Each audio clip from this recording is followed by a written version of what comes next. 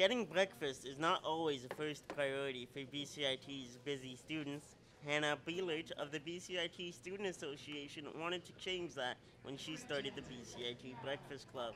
It brings students together to take their mind off of school, and it's good for their mental wellness to just watch some cartoons and hang out and with their friends and socialize. And it also encourages them to eat a healthy breakfast, which is the most important meal of the day, and it really helps students in their performance in school. It was also important to ensure the options were healthy. This morning we have fresh fruit and blueberry bran muffins. We try to pick the healthiest, and also we have Kind bars, and it's kind of a fall pumpkin flavor. The BCIT students who stopped by the Great Hall today appreciated the quick and free breakfast. Because it's free, free food.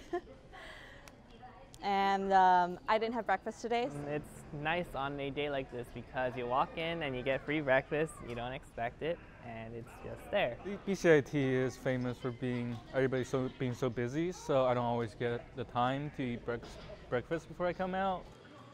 Although BCIT students are now adults, once a month they can return to their childhood. Ben Dooley in Burnaby for BCIT Magazine.